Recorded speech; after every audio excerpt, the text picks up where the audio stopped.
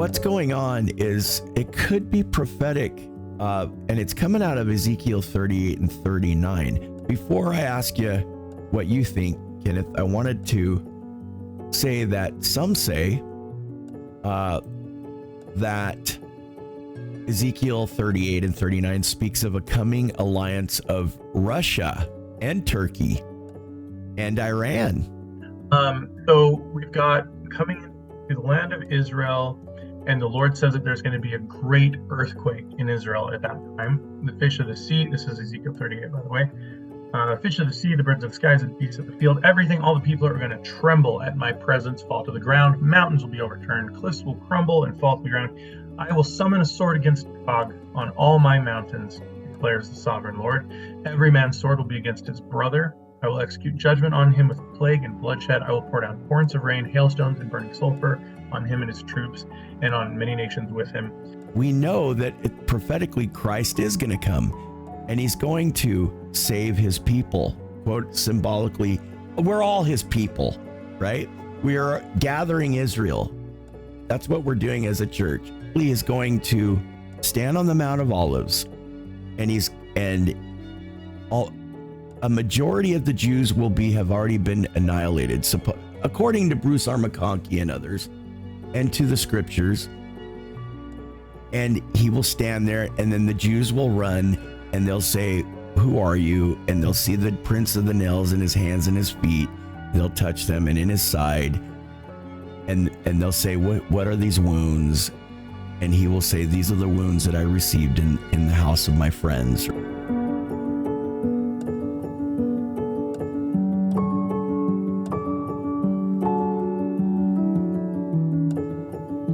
Okay, we have a reoccurring guest. Well, you've been on, is this your third time, Kenneth? I think it is. Kenneth is a clinician in marriage and family therapy, right? And he is also a quasi student, and I would say knows a little bit about, well, your interests are in eschatology and the book of Revelation, Ezekiel, Daniel, and cataclysmic winding up scenes, last dispensation kind of things. And we know there's some things going on in Turkey right now with Erdogan. Is he, would you call him the prime minister, president? The president, I think. Okay. All right. So we're seeing something almost unfold prophetically. Ed Goble, who I've had on the program a few times, and about 3 days ago, we were talking about this, and he sent me a couple links, and he sends his best. And we'll leave the link to his program as well. And are you still podcasting, YouTubing yourself, Kenneth?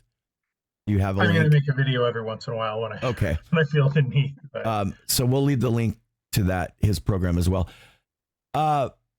What's going on is it could be prophetic, and it's coming out of Ezekiel 38 and 39. Before I ask you what you think, Kenneth, I wanted to say that some say that Ezekiel 38 and 39 speaks of a coming alliance of Russia and Turkey and Iran, Libya, Sudan, Somalia, and possibly Germany. Now, we know a few thousand years ago, those places were geographically different. Russia and Turkey, possibly in prophecy, are the ones that descend upon Israel from the north. It's just interesting how Vladimir Putin is involved in a lot of this. And will Iran come from the east and Libya from the southwest? But also in our Old Testament seminary teacher manual, and I'm not saying that's completely right either all the time. A lot of this is speculative, because 20 years from now, people could be like, scrap that. That's completely wrong. But Persia was east. At that time, Persia was, during the time of Ezekiel 30 and 39, Persia was east of Jerusalem. And then it talks about Ethiopia, but Ethiopia was south of Jerusalem, and ancient Libya was west of Jerusalem.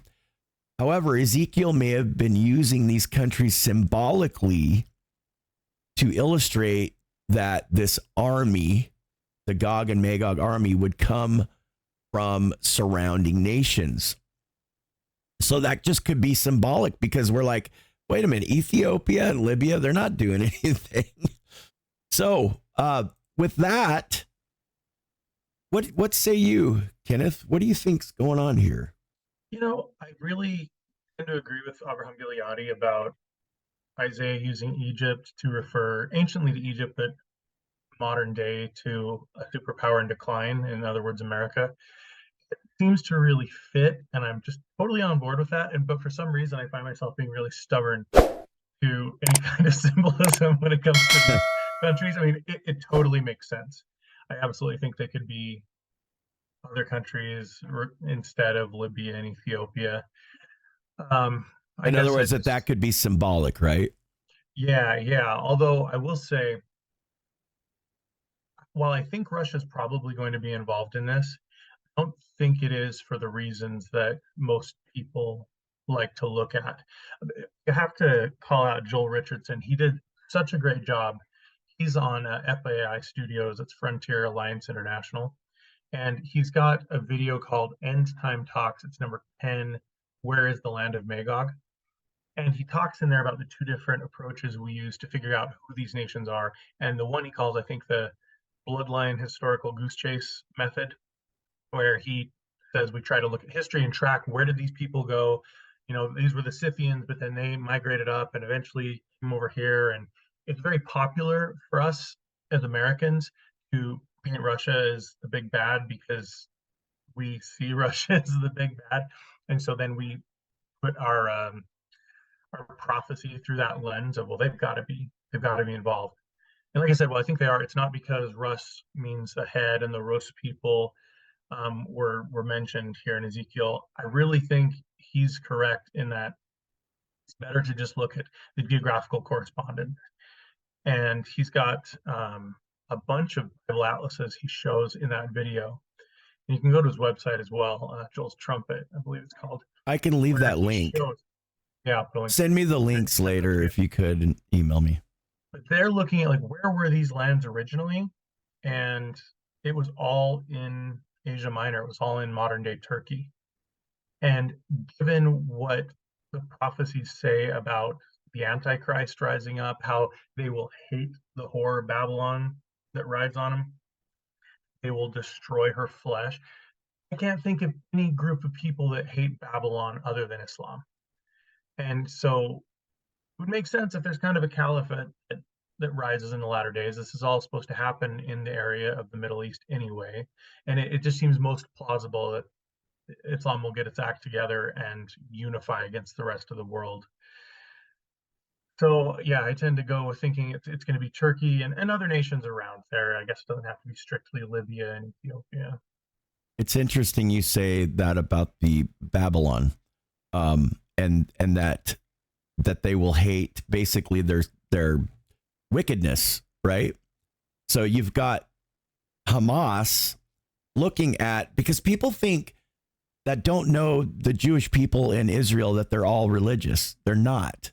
Mm-hmm. There's wickedness there. They celebrate all of the most leftist ideas that we have here.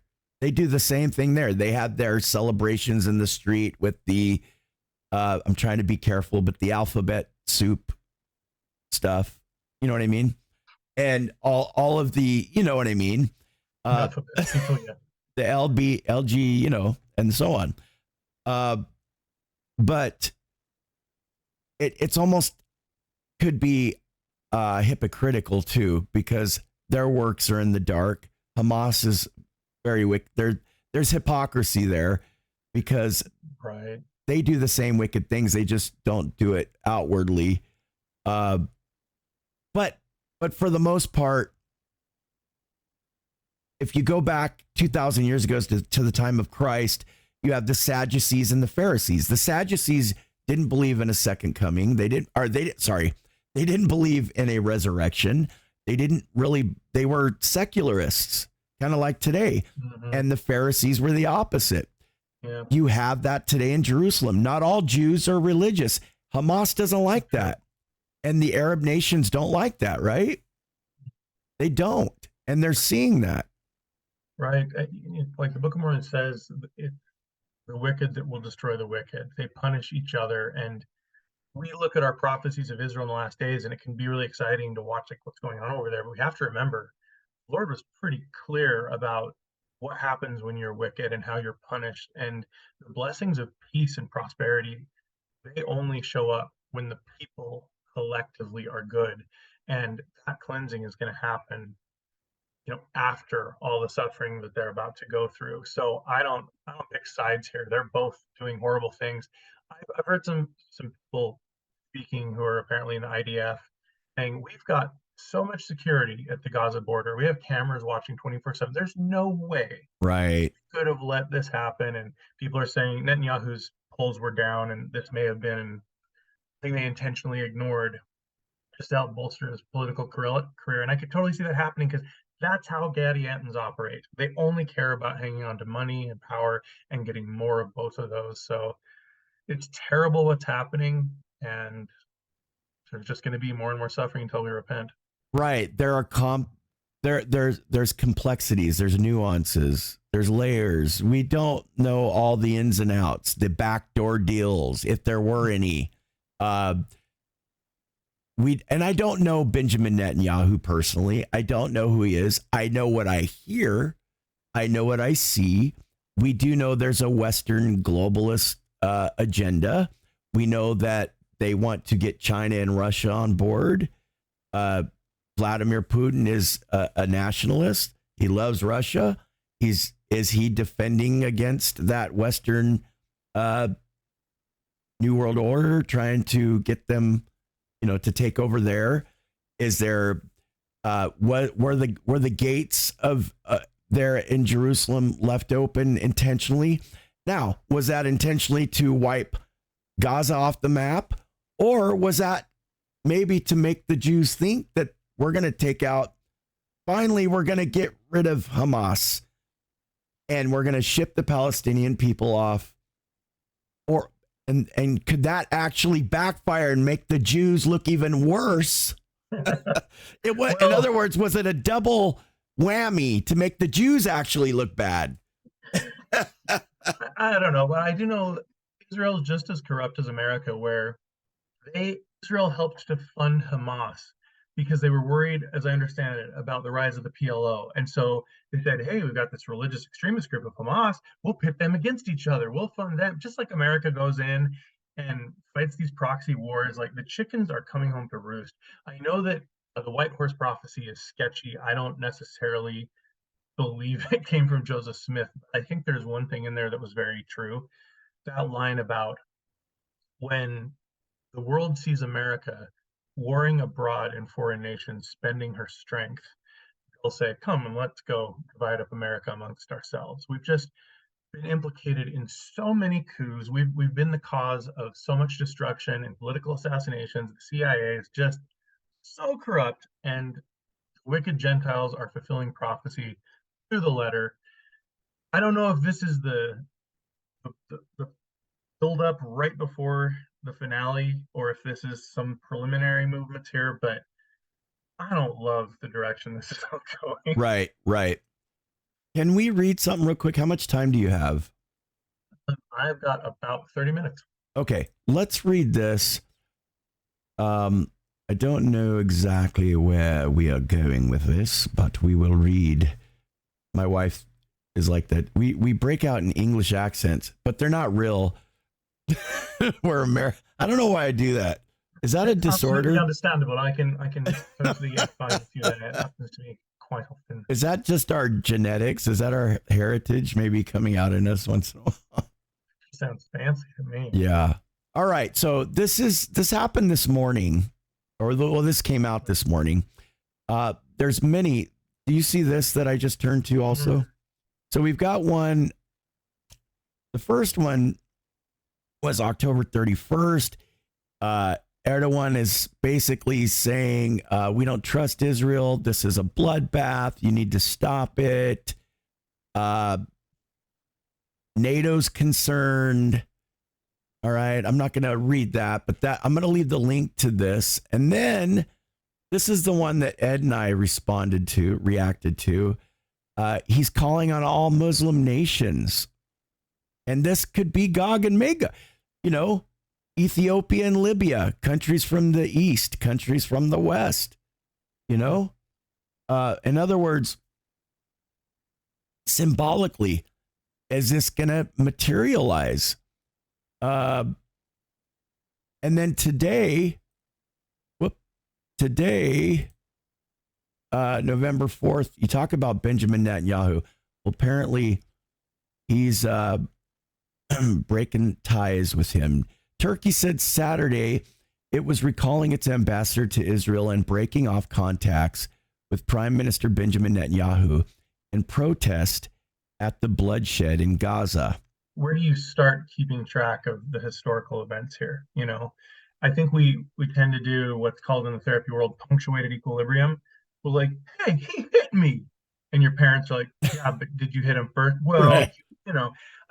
With Gaza being all locked down like it is, so many people crammed in there, and I get it. There's extremists that want to destroy Israel, but why are they mad? We love George W. Bush telling us that Bin Laden hates us because we're free. I can't believe that propaganda worked. I remember I was on my mission around that time, and I remember hearing it going like, okay, and I didn't think too deeply about it, but Bin Laden clearly said in his manifesto, you infidels are here on our Holy Land. We don't want you in Saudi Arabia. Get out, stop spreading your contamination everywhere. And it's kind of the same thing with Israel stealing people's homes. Like, I get, they're like, Israel lived here thousands of years ago. True. Yeah, and I'm sure there's been like land changing hand multiple times, but then you see Palestinians who still have the deeds to their properties from years ago, been in the family for generations. But like they're actively going into people's houses and being like, okay, this Jewish guy gets to live here now. And it's like, just not one righteous, no, not one. And I'd probably be firing rockets over the border too. I am not on any side here. I really am not. But they're just, how do you determine who gets the land when it's passed through so much ownership?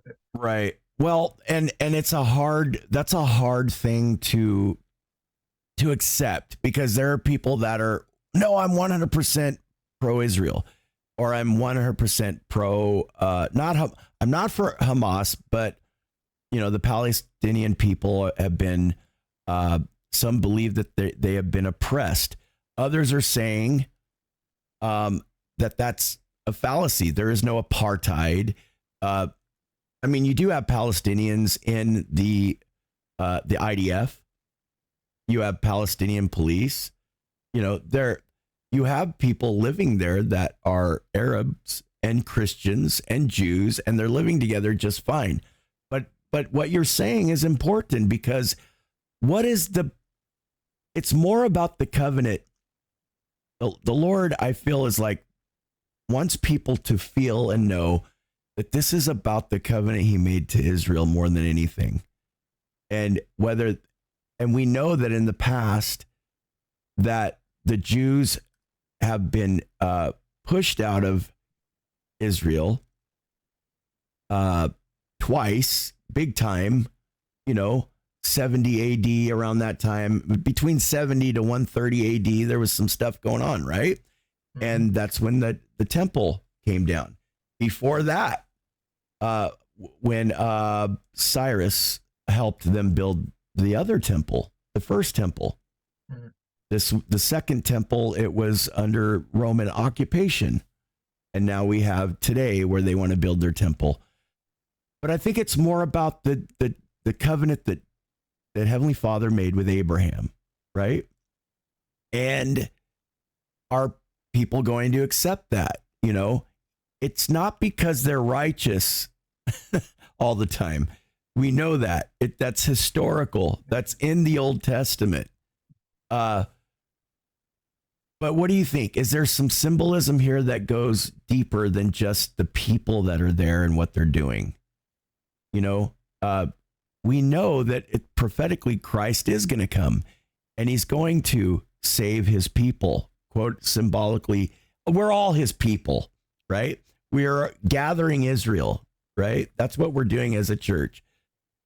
Symbolically is going to stand on the Mount of Olives, and a majority of the Jews have already been annihilated, according to Bruce R. McConkie and others, and to the scriptures. And he will stand there, and then the Jews will run, and they'll say, "Who are you?" And they'll see the prints of the nails in his hands and his feet. They'll touch them, and in his side, and they'll say, "What are these wounds?" And he will say, "These are the wounds that I received in the house of my friends," right? So it is important. That land is important, but that doesn't mean that they're all completely righteous either. That's all I was saying. I wanted to make that clear because we can be pro-Israel, but not be pro-wicked Israel either. Yeah, I mean, I'm pro-House of Israel. I'm not so much pro-political state we call Israel. Right, exactly. And how much Zionism is included in this, I don't know. Some of that could be conspiracy. Some could be true. When I'm talking about the Zionist Jews, because people will say that has a lot to do with it. But anyway. Well, I was thinking about that the other day. Like, Zionism is just manifest destiny on another continent, right? Like, yes, it was proxy that the Gentiles would scatter the Lamanites. Was it good that we did? We were just doing our thing, and the thing it's not of God, even though God sees it and prophesies it's going to happen. And it depends on what lens you're looking through too. I will leave the link, and then you guys can read it.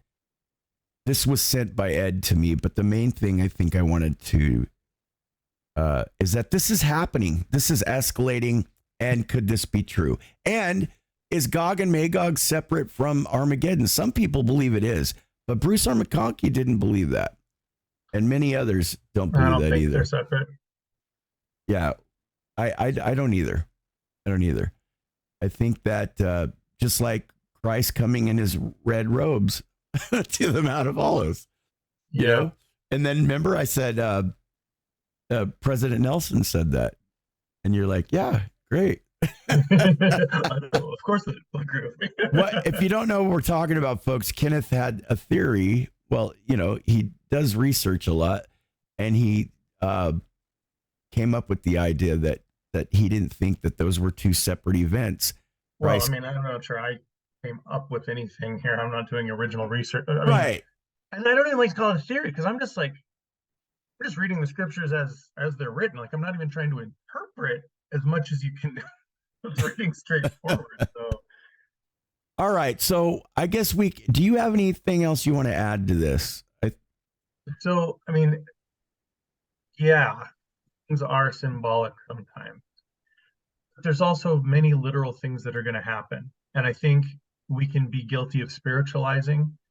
And it was Orson Pratt. He was pretty clear that, like, no, the scriptures, what they say, are going to happen literally. We don't need to be like other faiths that squint at everything and twist it, or like when the Jehovah's Witnesses say Jesus has already come back, but he just came spiritually, invisibly. Like, no, he's actually going to come back.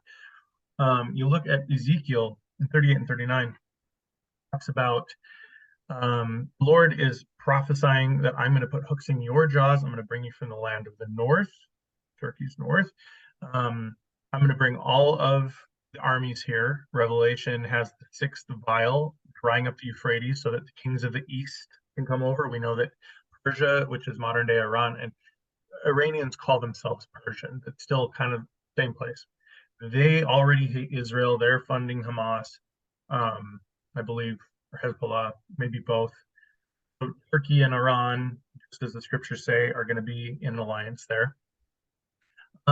So we've got coming to the land of Israel, and the Lord says that there's going to be a great earthquake in Israel at that time. The fish of the sea, this is Ezekiel 38, by the way, Fish of the sea, the birds of the skies, the beasts of the field, everything, all the people are going to tremble at my presence, fall to the ground. Mountains will be overturned, cliffs will crumble and fall to the ground.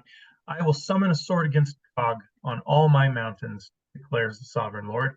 Every man's sword will be against his brother. I will execute judgment on him with plague and bloodshed. I will pour down torrents of rain, hailstones, and burning sulfur on him and his troops, and on many nations with him. And I will show my greatness and holiness and make himself known in the sight of all the nations. And then the people will know that he's the Lord.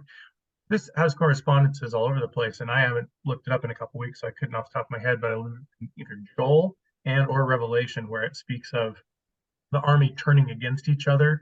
There's going to be some kind of confusion and panic. So they're going to kill each other there. The great earthquake that happens is at the end of Revelation. We've got, let's see, over in 39. Oh, well, torrents of rain and hailstones, burning sulfur. That corresponds to one of the plagues falling on the Antichrist kingdom in Revelation. They're going to fall on the mountains of Israel, you, your troops, and the nations with you. I will give you as food to all kinds of carrion birds and the wild animals. You will fall in the open field. This corresponds to the supper of the great God in Revelation 19. Let's see. I saw an angel standing in the sun who cried with a loud voice to all the birds flying in midair, come gather together for this great supper of God, so that you may eat the flesh of kings, generals, and the mighty, of horses and their riders, and the flesh of all people, free and slave, great and small. Then I saw the beast and the kings of the earth and their armies gathered together to wage war against the rider on the horse and his army, but the beast was captured. With it, the false prophet who performed the signs on their behalf. They were cast into the lake of burning sulfur, and the rest were killed with the sword coming out of the mouth of the rider, and the birds gorged themselves on their flesh. So, like, fire kills some people, apparently. Also, we know that there's going to be a plague that hits this army. Their flesh is going to fall off their bones as they stand there, and the animals will be smitten with the same thing. I think it's all the same thing happening when the Lord returns and all of that.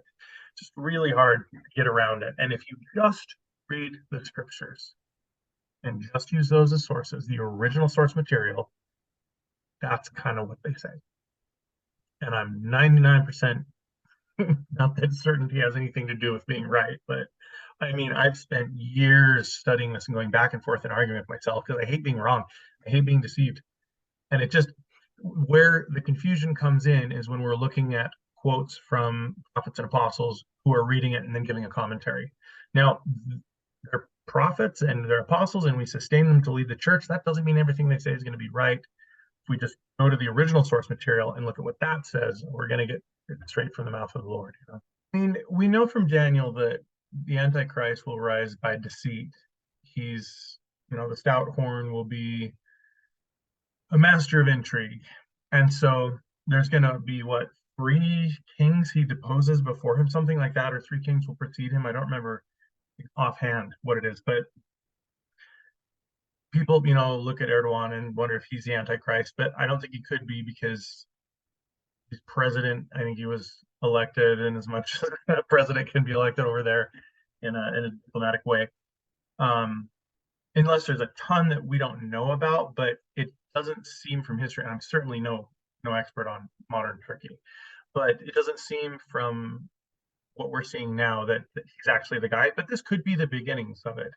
If there are kings that follow or leaders that follow, and Turkey's already against them, the battle lines are being formed up here. It could be very much. So, yeah, it's interesting, and I think I'm going to talk about this as time goes on. And folks, Kenneth has his ideas. I have mine. We come together. I have guests on. I don't agree with everything they say. I probably don't agree with everything Kenneth says, but it doesn't matter. What matters is what's going to happen will happen. And we don't have a crystal ball. We don't, I tell people you can go through with a fine tooth comb into the scriptures on eschatology, on end times events, on cataclysmic happenings, and you're not going to come to a perfect conclusion. We just don't know. Some things could be symbolic. The Antichrist could be symbolic, or it could be literal. I had Richard Draper on that was talking about 666. and he studied numerology. And if you go back to the Roman times and the Greek translation, 6 meant human or less than 7. 7's divinity. 7 is righteousness. 777 is the true Godhead. 6 is less than God, or basically 666 meant a satanic Godhead, the dragon, the beast, and the false prophet. And he said that could very well be just secularism, the worship of man, godlessness. And so, you know, who knows, right?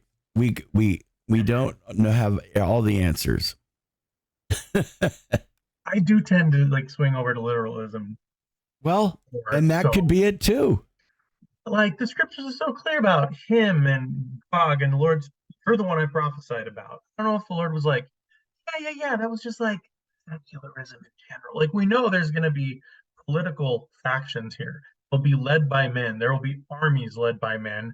I don't know why it's such a stretch to just take it at its value and say, yeah, there's going to be an big capital A Antichrist, you know? Right. Absolutely. Because where do you can you can say everything's hyperbole and symbolism till you can symbolize everything to death. There's a literal God.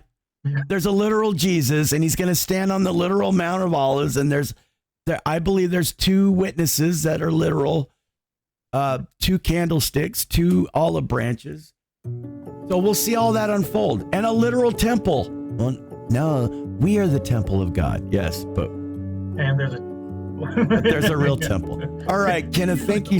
Is there anything else on this topic? That's all I got. Thank you so much for coming on. I like these little quick visits. We should do it again more often. Thank you so much.